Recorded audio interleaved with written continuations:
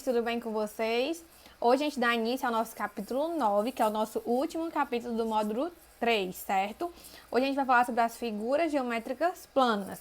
Hoje a gente vai entender um pouquinho sobre os polígonos e também vamos entender um pouquinho sobre as medidas de superfície, tá bom? Então esses são os nossos dois conteúdos, polígonos e as medidas de superfície, certo? Então vamos lá entender um pouquinho desses conteúdos.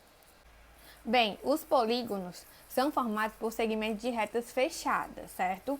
O encontro dos segmentos é denominado vértice do polígono. E os segmentos de reta recebem o nome de arestas. Qualquer polígono recebe o nome de acordo com o número de lados da figura. Vamos ver algumas classificações de polígonos. A gente tem os pentágonos, que possuem 5 lados, o hexágono, que possui 6 lados, o heptágono, que possui 7 lados, o decágono, que possui 10 lados, e entre outros. Então, eles vão possuir o nome de acordo com o número de lados da figura, certo? Agora, a gente vai fazer um exercício de fixação do livro de vocês, da página 152. O que o quadrado, um retângulo e um triângulo têm em comum? Vamos descobrir? Então, vamos lá. A professora Adriana está fazendo um trabalho com os alunos sobre a bandeira do Brasil. As partes da bandeira lembram região planas. Observe algumas dessas regiões e os seus contornos, certo? E aqui a gente tem as regiões planas e os contornos delas, certo? Então, o que a gente pode notar? A gente nota que o contorno da região verde e o contorno da região amarela são formados apenas por linhas retas fechadas e que não se cruzam. Esses contornos são chamados de polígonos. Então, os polígonos são aquelas que têm linhas retas fechadas e que não se cruzam, como a gente está vendo na imagem do contorno das imagens azul e amarela, certo? Ou verde e amarela. Observe alguns exemplos de polígonos. Já o contorno da região azul na bandeira é formado por uma linha curva. Neste caso, é um não polígono. Observe alguns exemplos de não polígonos.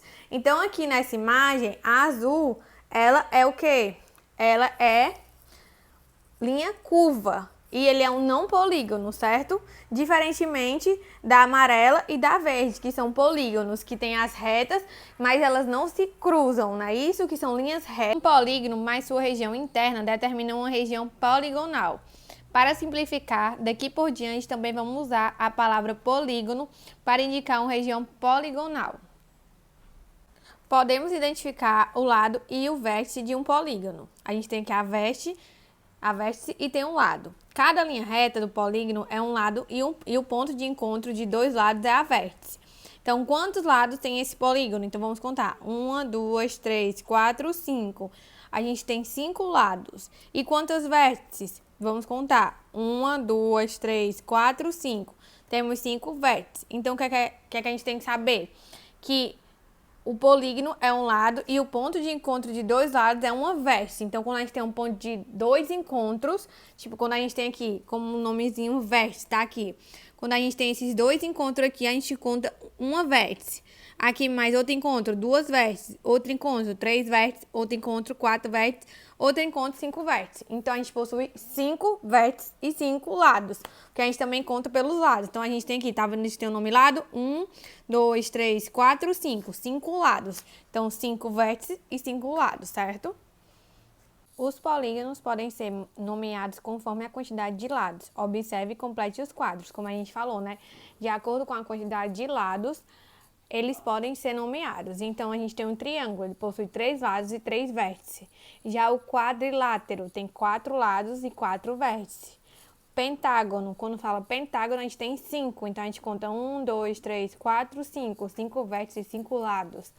Hexágono, temos 1, 2, 3, 4, 5, 6 lados e 6 vértices, certo? Então, é dessa forma que a gente diz, que a gente nomeia, né? Conforme a quantidade de lados. Então, eles podem ser nomeados conforme a quantidade de lados, certo? Dos polígonos. Agora, vamos ver um pouquinho também sobre as medidas de superfície. Quando calculamos a área de uma figura plana, as dimensões de comprimento e largura precisam apresentar a mesma unidade de comprimento. Lembrando que as unidades de comprimento são quilômetros, hectômetros, decâmetros, metros, decímetros, centímetros e milímetros. Lembra que a gente estudou esse conteúdo no capítulo de matemática? Área. Observe o piso da sacada de um apartamento que foi coberto com azulejo. Quantos azulejos foram utilizados para cobrir toda a superfície do piso? Então, vamos contar. 1, 2, 3, 4, 5, 6, 7, 8. Então, precisou de 8 azulejos, certo? Assim como medimos o comprimento, também podemos medir a superfície, tomando os azulejos como unidade de medida de superfície. O número que você respondeu na questão anterior corresponde à área da sacada. A área é a medida de uma superfície. 2. Tomando o quadrado amarelo como unidade de medida de superfície, determine a área de cada uma das figuras a seguir. Então, de acordo com o quadrado amarelo, a gente vai identificar a medida de superfície, né, de cada uma. Então, aqui a gente tem a unidade da A, da B e da C. A gente vai contar quantos quadradinhos tem em cada e vamos responder. 1, 2, 3, 4, 5, 6, 7, 8, 9, 10, 11, 12, 13, 14, 15, 16, 17, 18. Então, a gente tem 18 quadradinhos. Então, a unidade de medida da superfície A é 18, certo? Na B, a gente já tem 20 quadradinhos, né? E na C, 24. Então, a medida de superfície da A é 18, da B, 20 e da C, 24, certo?